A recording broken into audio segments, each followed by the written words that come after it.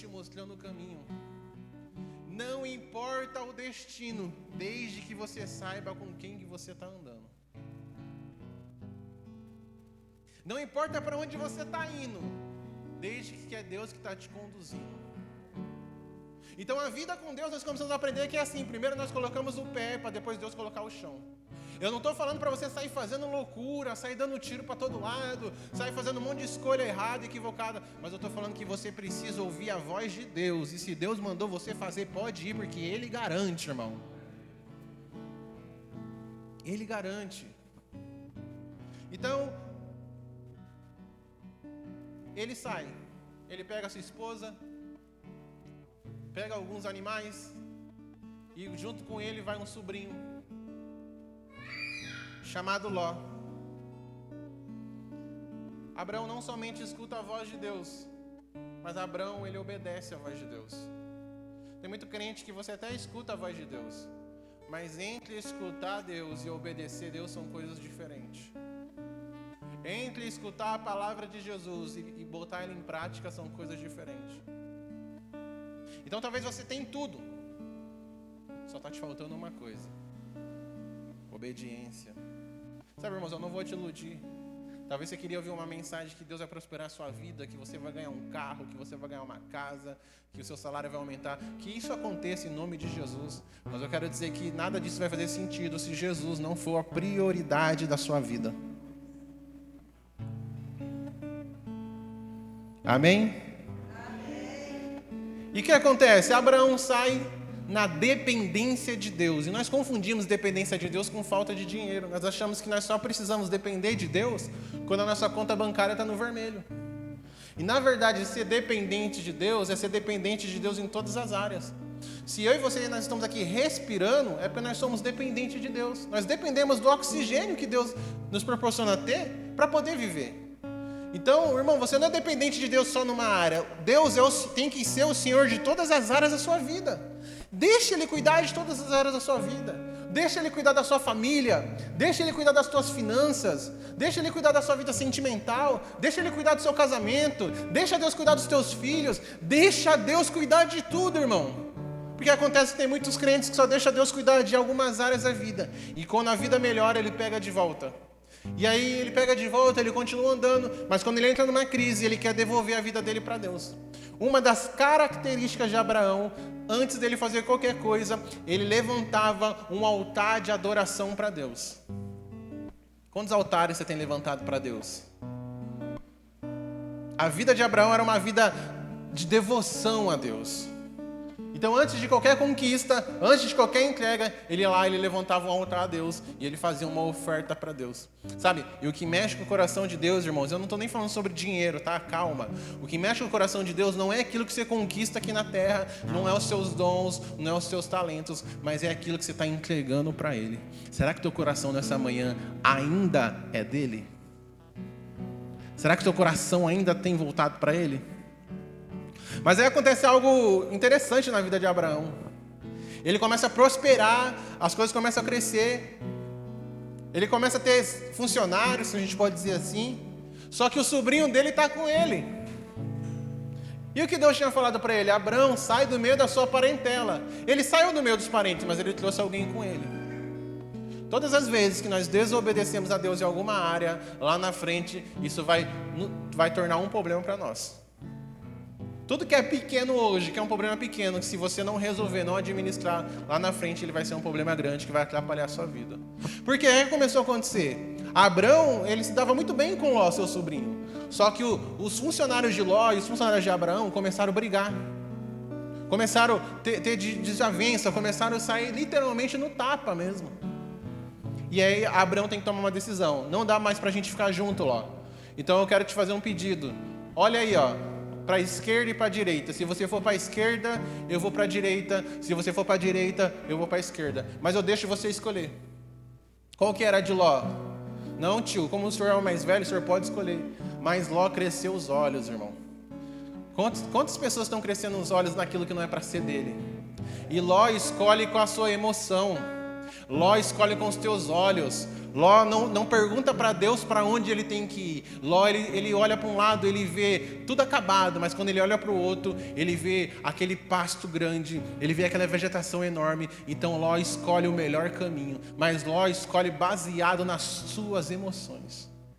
Tem muito crente escolhendo pelo que a sua alma está sentindo.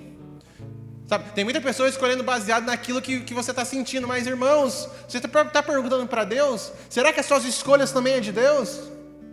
Aí depois dá errado, você fala, Deus, mas por que está dando errado? Porque em nenhum momento você parou para perguntar para Ele se era isso. Então tem muita gente escolhendo pelo aquilo que está sentindo, não pelo aquilo que Deus está te pedindo. A geração de Ló é a geração dos homens que escolhem caminho. A geração de Abraão é a geração dos homens que abençoam caminho.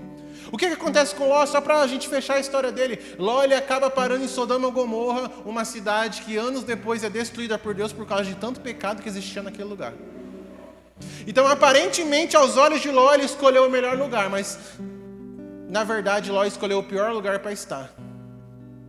Já Abraão não, Abraão aos olhos do homem ele escolhe o pior lugar, mas na hora que Abraão chega lá, o lugar que ele está começa a prosperar, as coisas começam a acontecer e o lugar é transformado. Então eu quero dizer para você, irmão, não existe um lugar ruim, existem lugares que ainda não foram profetizados. A sua casa não é ruim, o que sua casa precisa ser profetizada. A sua família não é ruim, o que sua família precisa é de Jesus. O seu coração não é ruim, o que seu coração precisa é da presença de Deus para ser transformado.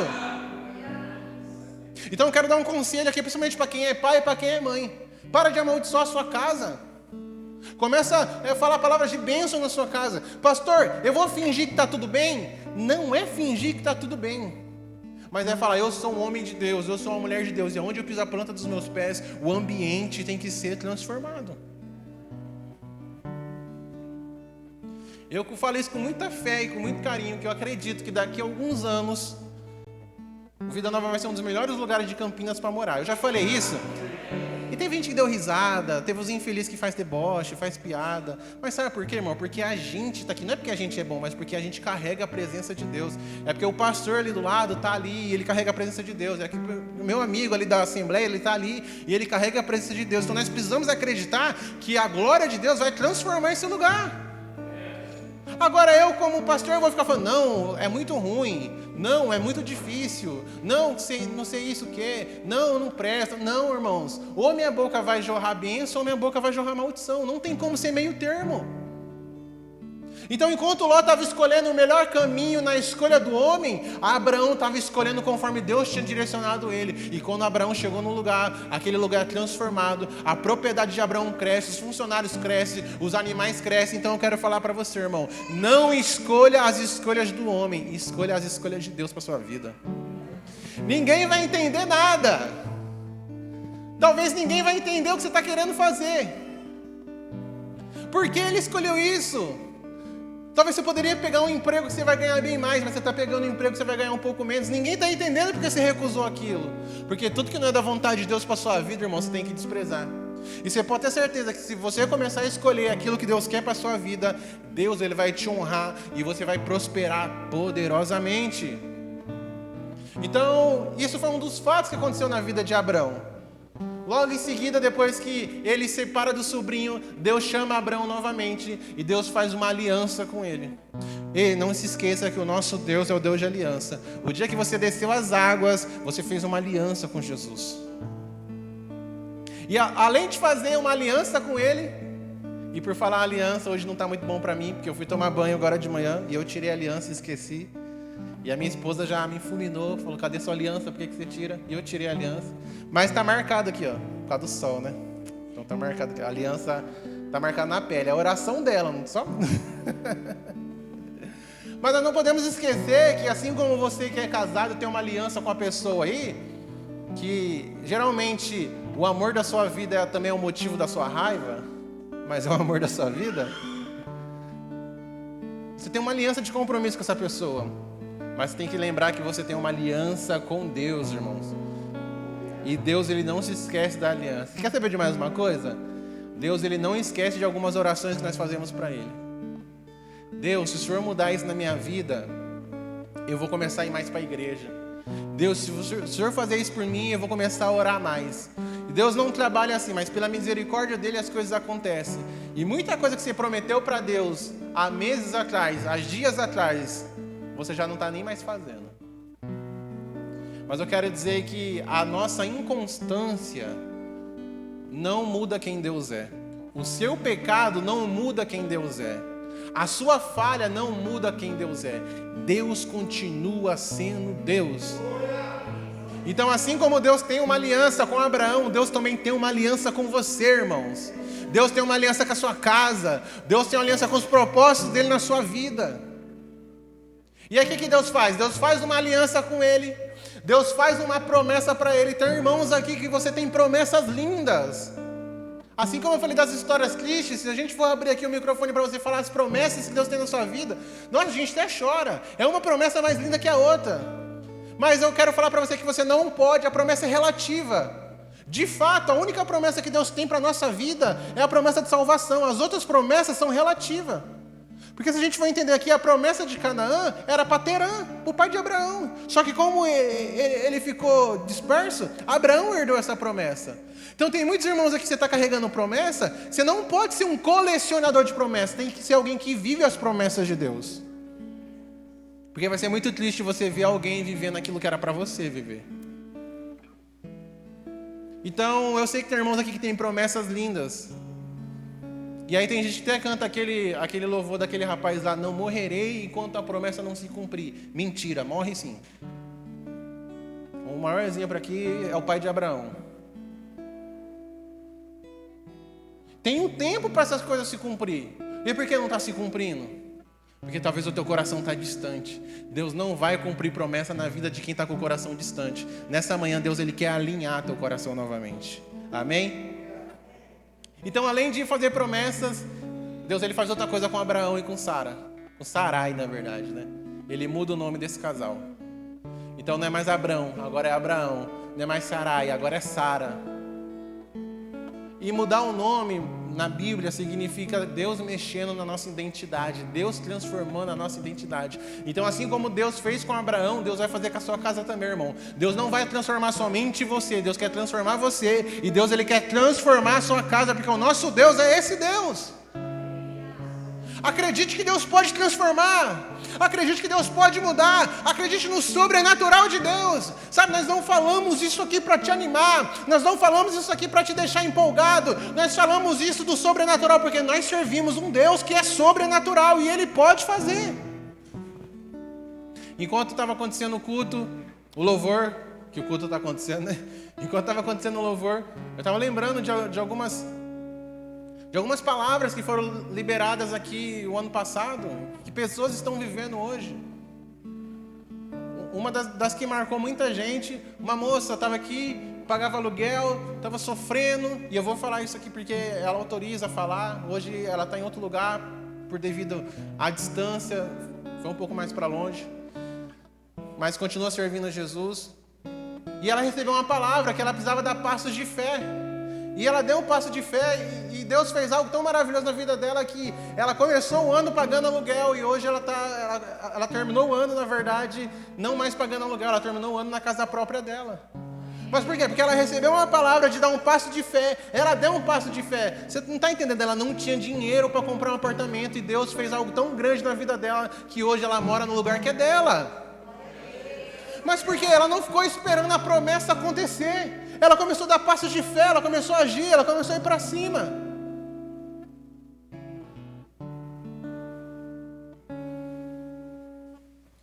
Tem outra irmã aqui da igreja, muita gente vai saber até quem é. Ano passado ela recebeu uma palavra do Senhor, que Deus estava dando chaves para ela abrir novos lugares. E ela saiu, ela tem um comércio, ela saiu de uma lojinha pequena e Deus mandou ela para cima, ela pegou um andar inteiro do lugar que ela está lá. E no começo ela ficou desesperada, mas como vai ser? Eu estou 20 anos aqui nesse lugar pequeno, mas estou tão acostumada. Aí Deus arranca ela e joga ela para o andar de cima, ela pegou um andar inteiro, irmão. Agora ela está a cara da riqueza. E nisso eu já ganhei até um serviço de graça nisso. Aleluia. Mas sabe por quê? Porque recebeu uma palavra e mesmo com medo confiou e continuou seguindo. Então se você já tem uma palavra de Deus para esse ano na sua vida, irmão, vai com medo mesmo, mas vai com Jesus porque vai dar certo. Acredite nas promessas de Deus para sua vida. Você precisa acreditar nas promessas do Senhor para a sua vida. Você pode dar uma salva de palmas para Jesus?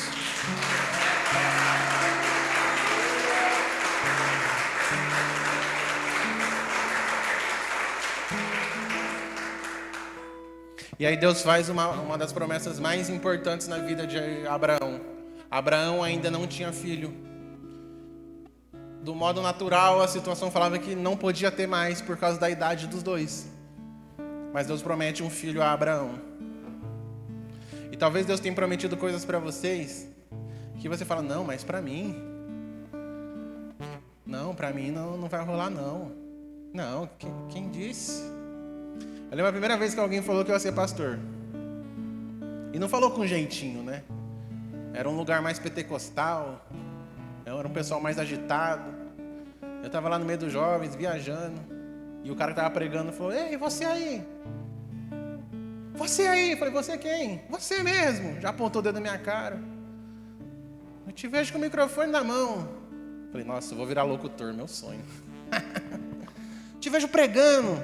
Você vai ser pastor? Eu falei, não, é possível, ele errou, cara. Eu olhei para trás, olhei para o lado. É você mesmo. Sabe, irmãos?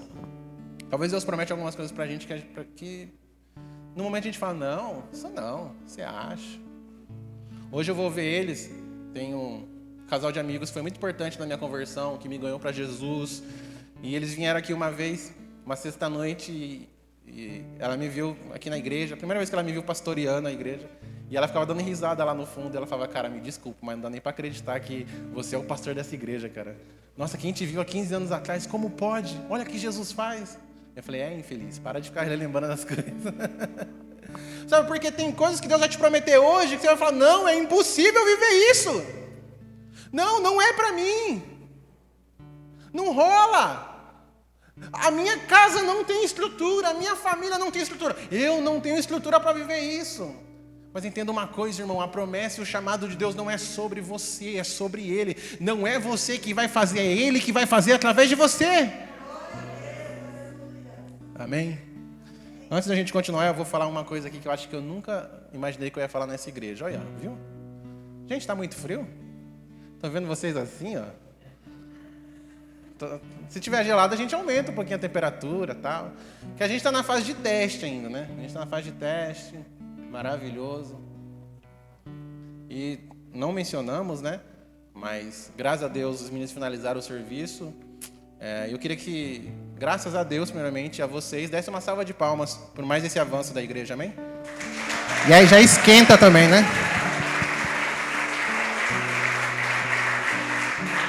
Tá frio, tá?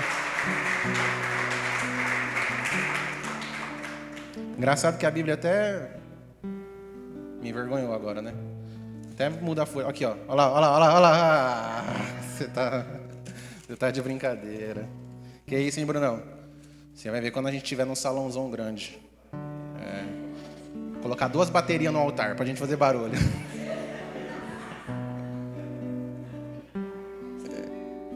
Então, vamos voltar aqui. Então, Deus faz uma promessa de um filho. E Abraão tenta dar o jeitinho dele.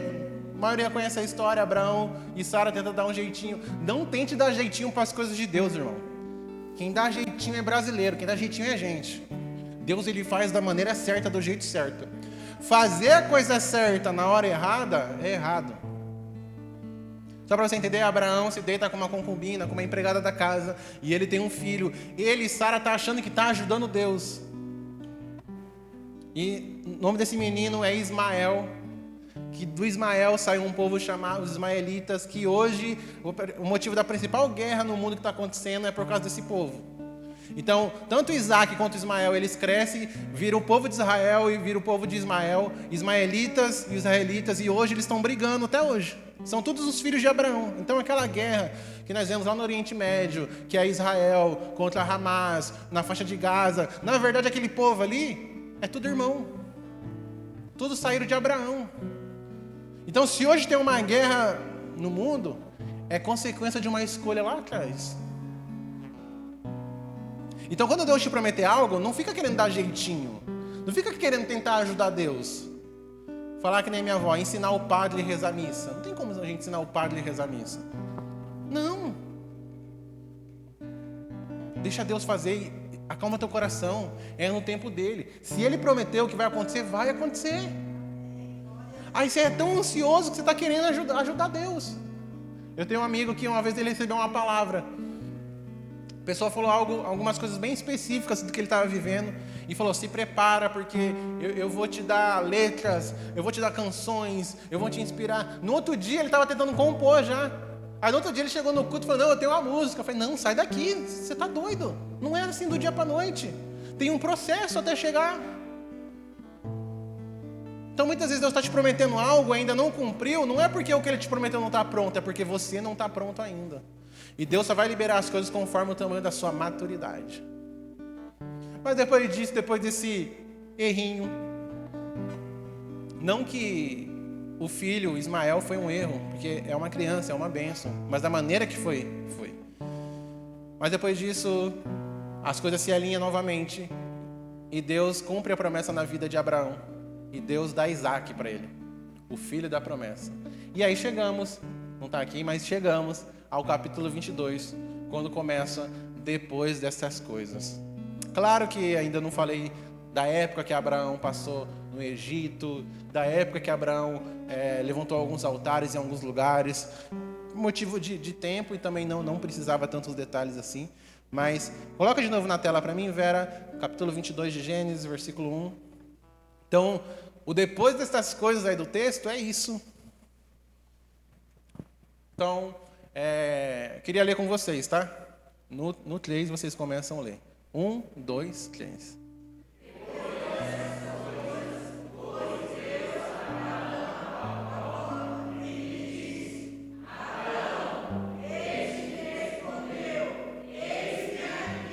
Agora o 2 eu leio, vamos lá. Acrescentou Deus, toma o teu filho, teu único filho, Isaque, a quem amas, e vai-te à terra de Moriá. Oferece ali em holocausto, sobre um dos montes que eu te mostrarei.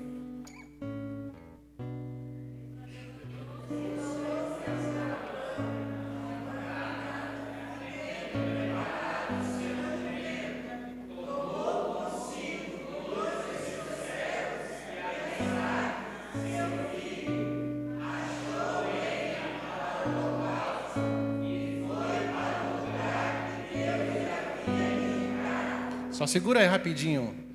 Ele levantou que hora? Para quê? Para buscar lenha para sacrificar o filho, para obedecer Deus.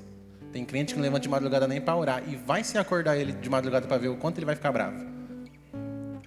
Mas pode deixar, vou começar a acordar vocês de madrugada, começar a soltar uns rojão na frente da casa de vocês. O próximo. Ao terceiro dia, erguendo Abraão os olhos, viu o lugar de longe.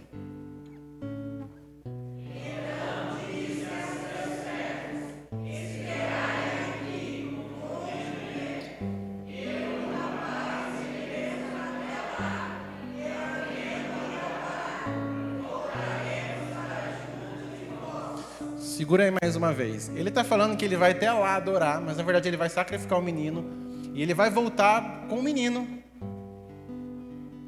Não é que Abraão estava mentindo para o servo. É que Abraão ele tinha tanta fé que o menino ia ser morto lá em cima, mas Deus ia ressuscitar, que ele tem certeza que lá em cima ele vai sacrificar o filho, mas ele vai voltar com o filho em vida. Olha a fé de Abraão. Pode passar. Tomou Abraão a lenha do holocausto e a colocou sobre Isaque, seu filho. Ele, porém, levava nas mãos o fogo e o cutelo, e assim caminhavam ambos juntos.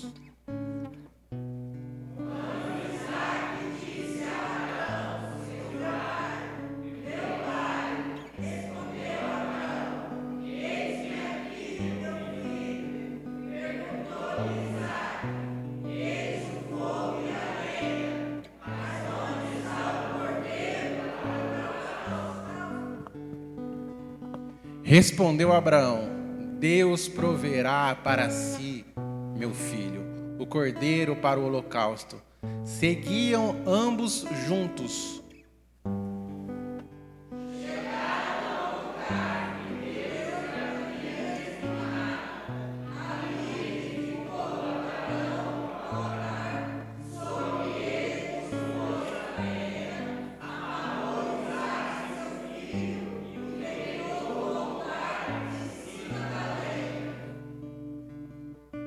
Estendendo a mão, tomou o cutelo para imolar o filho.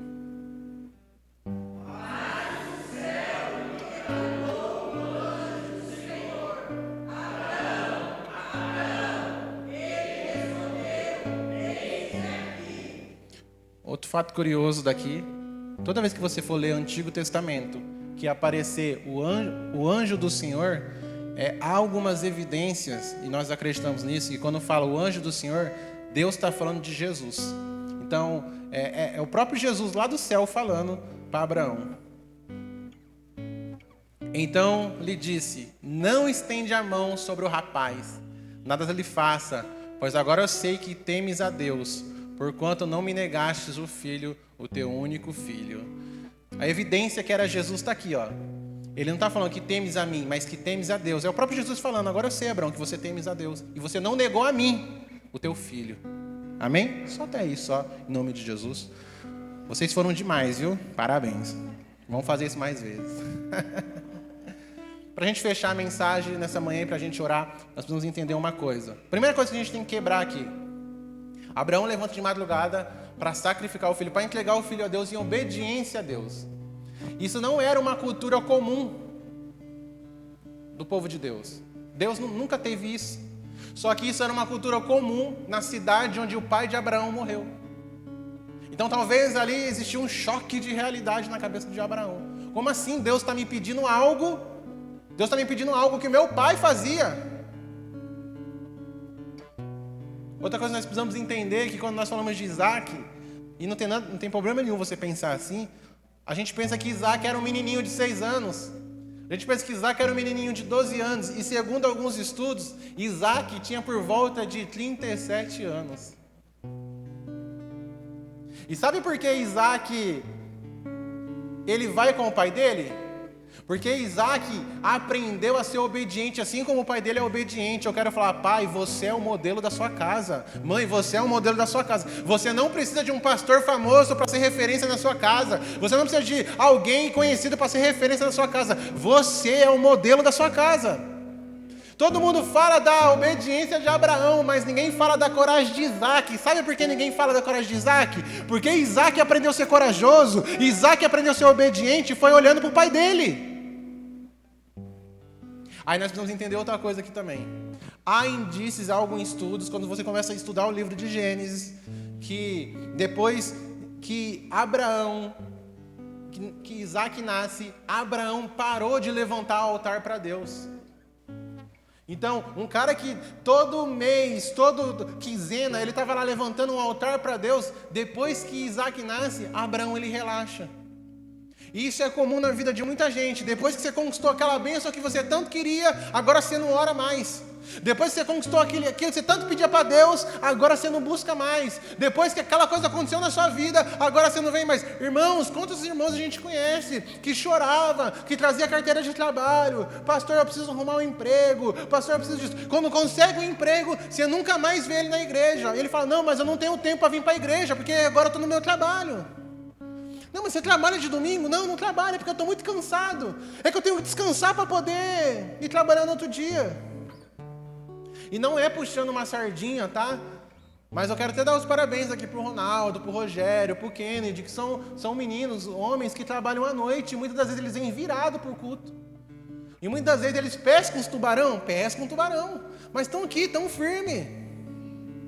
E se eu esqueci de alguém também que faz um sacrifício aí, eu só falei porque eu lembrei dos 3 aqui que trabalham à noite. Mas quantas pessoas conseguiram? Eu quero minha família na igreja. E quando a família vem, para de vir. Sabe, quantos irmãos, quantas irmãs a gente já viu que fazia campanha de oração para o marido estar na igreja, para ganhar o marido. Aí quando o marido se converte, ela que para de vir. Então, a psicologia confirma isso. Uma grande queda sempre vem depois de uma grande vitória. Porque depois de uma grande vitória, tem aquele efeito do relaxamento. Para os homens, aí é mais homens, né? Que gostam de assistir futebol, sabe que quando um time está ganhando muito, quando tem muita conquista, sempre o jogo seguinte, ele tem a tendência de perder esse jogo. Por quê? Porque ele já conquistou o que ele queria, daí ele entra relaxado em campo. Mas a nossa vida com Deus, ela não pode ser desse jeito, irmão. Então, na verdade, quando Deus pede Isaac, Deus ele não queria Isaac, Deus ele queria o coração de Abraão de volta. Então, talvez essa manhã Deus ele está pedindo o seu Isaac, mas não é que ele quer seu Isaac, ele quer sua atenção de volta, ele quer seu coração de volta. Uma das coisas lindas também que essa passagem, irmão, ela espelha a passagem de Jesus. Isaac já sabia que ele era o da vez. Isaac não era bobo, irmão. A gente está falando de um homem de 37 anos. Está subindo. Está vendo a faca lá na mão do pai dele. Está vendo a lenha. E ele fala, pai, cadê o cordeiro? Não é que eles estavam subindo um morrinho. Eles estavam subindo um monte muito alto. E Isaac sabe que cordeiro não sobe monte, porque cordeiro cansa. E ele já sabia que era ele. Mas ele ainda pergunta, né? Pai, mas e o cordeiro? Deus vai prover o cordeiro para você, meu filho. E quando ele está lá em cima, aparece um carneiro, que é um pouco mais velho que um cordeiro. E ele é livre. Deus proveu na vida de Isaac. Então, se tem algum irmão aqui precisando de alguma provisão, Deus vai prover na sua vida também. Mas o que eu quero que você leve em consideração, que todos nós somos um Isaac, e também todos nós somos um Abraão. Porque Deus proveu um carneiro para salvar a vida de Isaac. Mas Deus entregou o seu cordeiro para salvar a nossa vida. Para você estar hoje aqui, para Abraão ter o filho dele de volta, Deus precisou abrir mão do filho dele. Para você estar hoje aqui, Deus precisou abrir mão de Jesus por alguns instantes. Tem muita gente que acha que Isaac naquele momento era o sacrifício vivo na terra. Mas Jesus, irmão, já era o sacrifício vivo no céu. Tem muita gente que acha que Deus criou o mundo e Adão peca e Deus pensa assim, agora eu tenho que ter um plano B. Agora, a partir de agora, Jesus, você tem que descer lá para ser o sacrifício. Não, Jesus sempre foi o sacrifício vivo, irmão. Sempre esteve no plano de Deus, Jesus ser sacrificado para salvar você. Então, nessa manhã, o que Deus quer, irmãos, é o seu coração de volta. Mais preocupado que as coisas estão, Deus está preocupado como o seu coração está. E um coração distante dele, não vai acontecer nada. Não é que ele não pode fazer nada, ele pode fazer. Mas é uma via de mão dupla. Quanto mais eu me aproximo dele, ele se aproxima de mim. Quanto mais eu estou mais perto dele, ele vai transformando a minha vida. Vamos colocar de pé em nome de Jesus?